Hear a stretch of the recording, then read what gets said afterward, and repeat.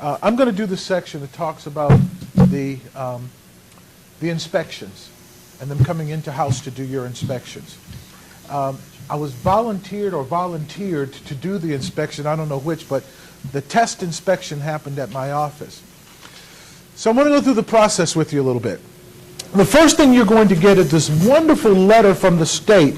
And you know how you get those letters from the state that says DPOR, and your heart stops? And you look at it and you think, well, okay, what did I do wrong? Oh, my license needs to be renewed. So you open it up. Most of the time you sit it down for a day or so and you say, I'm going to get to that tomorrow, because you really don't want to touch that letter right yet, okay? It's like it's a virus, and you want no parts of that letter. You open it up, and it isn't your license being renewed. It's the state saying, we're the government, and we're here to help you. So we're going to come do an inspection. They give you a time that they're going to come do the inspection. It is the investigators who are coming to do your inspection for you. You've got a vacation scheduled. You've had it scheduled for 6 months. So you call up and you say, you know, you're coming on May 22nd, but I'm going to be in Aruba for 3 weeks. Can we reschedule that? Yeah. Because our goal, and let me say at the beginning, no one real estate board members make any changes or rules or anything else. The full board is the only entity empowered to act, okay? So we're all part of the, are you scanning Jay? My God, don't do that. Let's see if this works. So, Jay DeBoer. the policy of Virginia Association of Realtors. Yeah, I never do that again. Anyway. He's ruined my phone now. Jay a little bit later, yes, it's a virus. Jay a little bit later is going to come go through the exact form with you, the entire form, to show you what's on the form. The inspectors, when they come in, they will say to you, we're not accountants. I'm going to tell you, they're sharp, and they know what they're doing.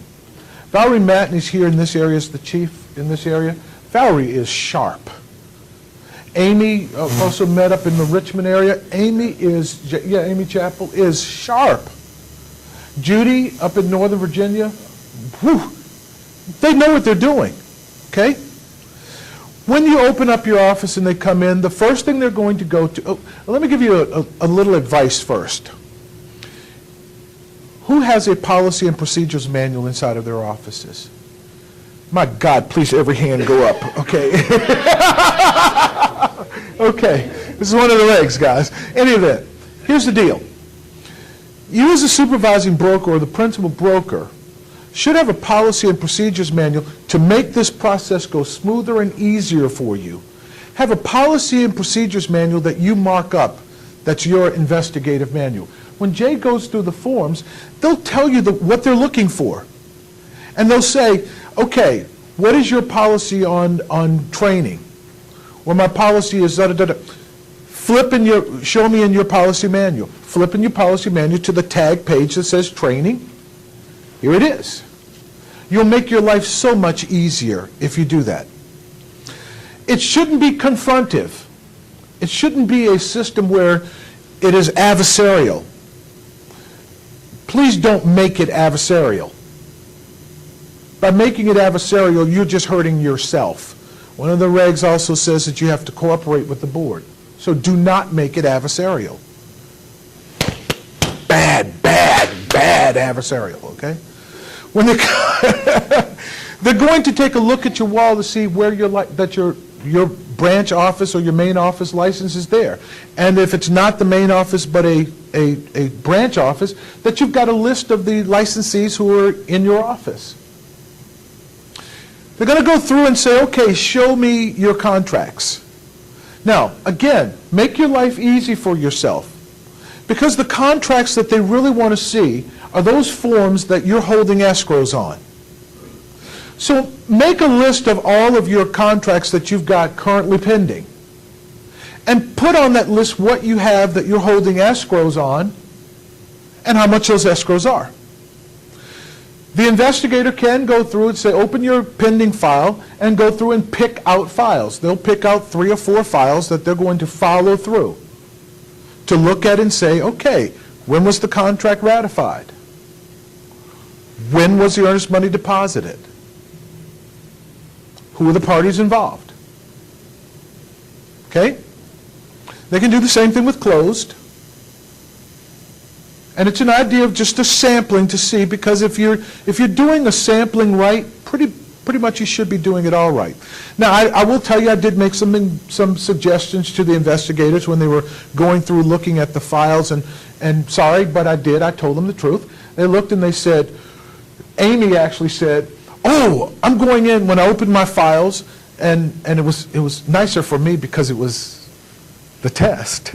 But anyway, when she goes through and she's opening the files, and Amy looked and she goes, oh yeah, I'm going to get that big thick one right there. I went, yeah, kind of don't want that one. Well, why is that? Because that big thick one's got everything in it. Look for that little skinny one. That little skinny one's missing stuff. Okay? And then they take that file and they sit down, and again, they're going to go through this whole list that Jay's going to give you, and they're looking for specific things in the policy, and then they're going to look at the escrows. Now, the investigation they did at my office, they then left, had lunch. We tried to take them to lunch, and they wouldn't go. So I tried to get them to take me to lunch, and they wouldn't do that either. But anyway, so we go. They went lunch. They came back to the main office.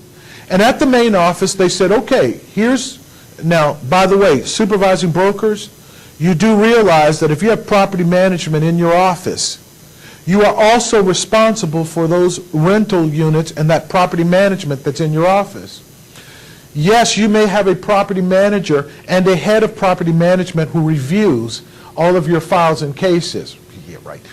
You are also responsible to review those leases and to review those property management agreements, just like you review your contracts and your sales agreement, your sales agreements and your listing agreements. Okay?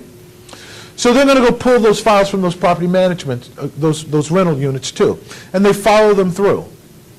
And when they get to each step, when they get to the main office, they say, okay, now fine. Here's when the contract was ratified. Here's the check. Show me the date that it was deposited. And your bookkeeper pulls out the deposit slips, and they show them the slip and what the escrow balance is. They were kind enough to let me make a couple of suggestions, like, don't come to the office on the 10th of the month or the 25th of the month, because the 10th of the month, you guys are all paying rent out. And you're not going to get an accurate view of what the escrow account has in it if you're there on the 9th or the 10th of the month. Because your books will say you've got $100,000 in the account, but your bank will say you've got $300,000 in your account. The owners haven't received their rents. Vendors haven't gotten their checks and cashed them, so you've got more money in the account than what the book says. They were able to pick that up. And the question was, why is this more than this? And fortunately, we had a very good bookkeeper who said, here's why, here's what, this is this, here are the outstanding checks, and it balanced to the penny, and I was very happy. The general manager of our company, Bob Birch, had a long-standing philosophy of, when the board comes in, don't say anything. Just answer yes and no, just as few answers as possible.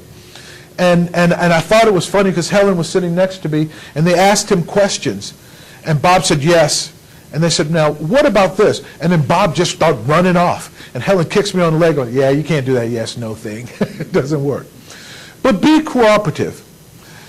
The idea when we put this in place was to say, this shouldn't be punitive, but it should be compliance-oriented. If they go in and discover that your escrows are out of balance by $200,000, that just became a complaint. That's a problem, okay? But if you don't have a policy and procedures manual that's in compliance with what the rules and regs say, then the idea is to help you get into compliance. If you don't have systems in place that lead you through how to do things, then the idea is to help you come into compliance. Help you learn how to do it better, okay? Not to come in and just slap you around. Does that make sense? I say to you as brokers, don't look at it as, oh my God, here's something else we've got to put up with, but use it and view it as a learning experience. The investigators are going to come in and help me come into compliance. over and over again, I've had phone calls from brokers when I'm teaching broker supervision, and they say, well, there's nothing in the statute that says exactly how the escrows are supposed to be handled. And some of them say, well, I'm from North Carolina, and it's a whole 4-page book on what the escrows have to look like and how you have to do accounting. It's an opportunity for you to learn how to become into compliance.